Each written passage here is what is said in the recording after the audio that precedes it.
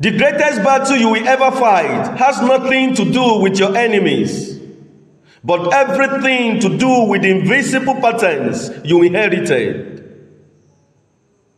The reason your family has struggled for generations is not that they were cursed, but because no one ever taught them how to break the cycle of poverty and stagnation. Poverty wasn't the real inheritance. Fear was. Average became a tradition, and excuses became a family language. Since you are the first person with enough awareness to stop it, you have to rewrite your bloodline. You did not come from a broken family. You came from an unfinished one. And you are the chapter that changes everything. Please think about your grandfather, grandmother, mother, and father. Think about the village they came from, the struggles they buried, the dreams they never spoke aloud because speaking them felt too dangerous, too foolish, too far away from where they stood. Think about the sacrifices they made to survive. You were born in the same struggle, but you were not born to repeat what was done before you. You were born to rewrite it. Let's be honest with each other right now. Some of you grew up in homes where waiting was the family tradition. Waiting for things to get better. Waiting for someone to save you. Waiting for a miracle, a check, a lucky break, a sign from heaven that it was finally your time. And while your family waited, the years passed, the opportunities dissolved. The children grew up watching the same cycle and inherited the same weight. Some of you grew up in homes where mediocrity masqueraded as humility, where being too ambitious made people uncomfortable, where dreaming too big was considered arrogance, where they said, "Don't get too big for your boots," as if your boots were meant to stay small forever.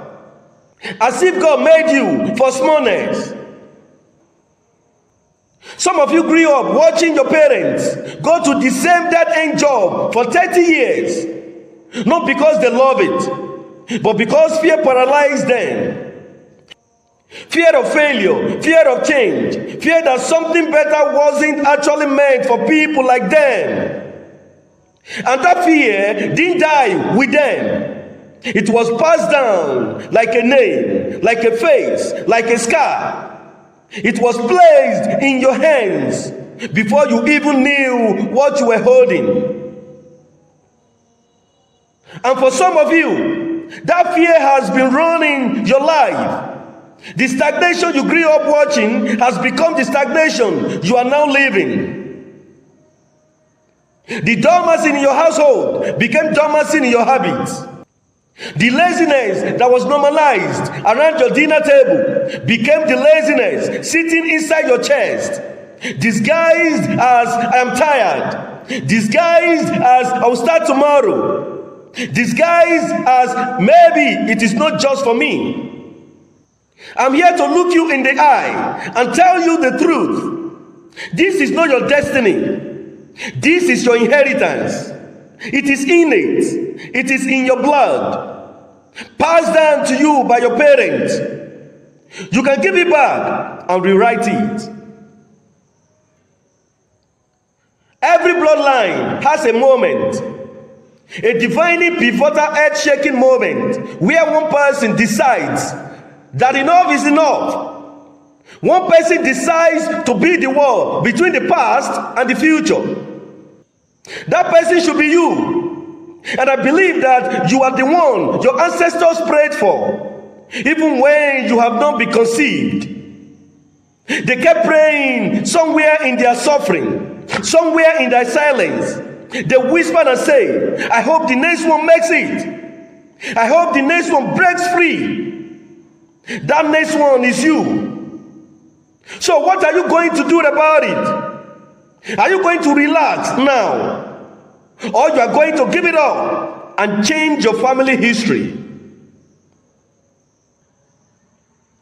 To break a cycle, you must first understand that it doesn't start with you. Generational stagnation is not simply laziness. It is not just a bad attitude or lack of discipline. It is a deeply embedded system of belief that was programmed into your family long before you arrived. It has been that way since. No luck, no rich person, and no hope. These are not just poverty. These are generational spells, curses spoken into children by parents who were themselves spoken into by their parents.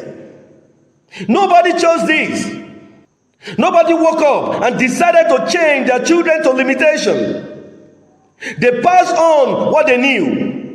They gave what they had. But understanding why the cycle exists does not mean you must continue in it. A tree does not have to keep producing bitter fruit because its roots were bad. The soil can be changed. The roots can be nourished. The fruit can be made sweet. You are the gardener of your own life, and you must also become the gardener of your bloodline's future. This means making radical, uncomfortable, sometimes lonely decisions. It means choosing education when your family normalizes ignorance. It means choosing financial discipline when your family normalizes debt. It means choosing health when your family normalizes sickness. It means choosing peace when your family normalizes chaos. It means choosing silence when you decide to be different. You will not always be celebrated. The people closest to you may not understand you. Some will call you proud. Some will call you distant. Some will feel threatened by your growth because your growth holds a mirror to their stagnation. Keep growing anyway. The ones who mock your ascent today will send their children to learn from you tomorrow. Your parents would have done better if they had this level of awareness and support. They would have lived well if someone had believed in them the way I now believe in myself. Your father had greatness in him, but never found the door to let it out. Your mother could have been so much more if the world had just been a little kinder to her. Let this be feel, not a chain. Because the greatest gift you can give your parents, whether they are alive or gone, is to live the life they couldn't, to go where they couldn't go, to build what they couldn't build, to prove that the blood they passed to you was never wasted or broken. It was just waiting for the right conditions, waiting for the right mindset, waiting for you. This is your time. This is your moment. And somewhere beyond this life, I believe that ones who came before you are watching. And they are rooting for you with everything they have. Don't let them down. More importantly, don't let yourself down. If you want to be the greatest in your bloodline, you have to choose yourself when everyone else thought you have disappeared.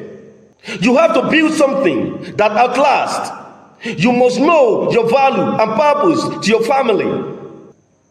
Every time you wake up early, when laziness says, sleep in, you are rewriting your bloodline.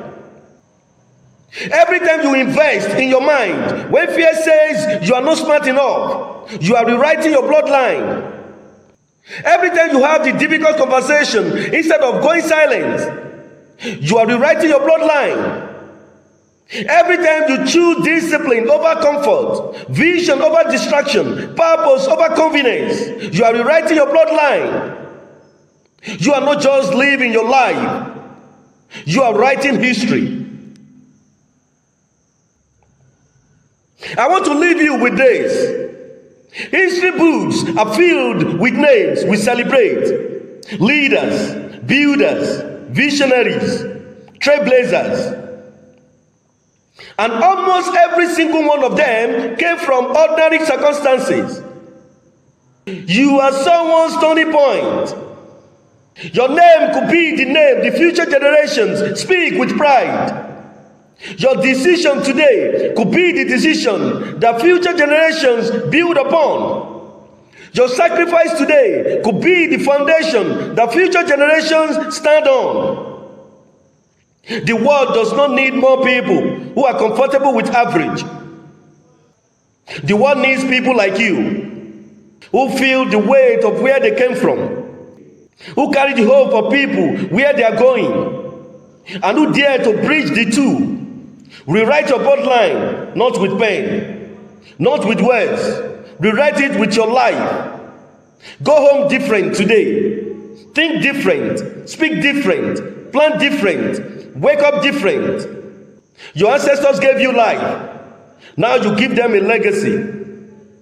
The greatest chapter in your family story has never been written. Pick up the pen. It starts right now. You are not the product of your past. You are the author of your future. Rewrite your bloodline today.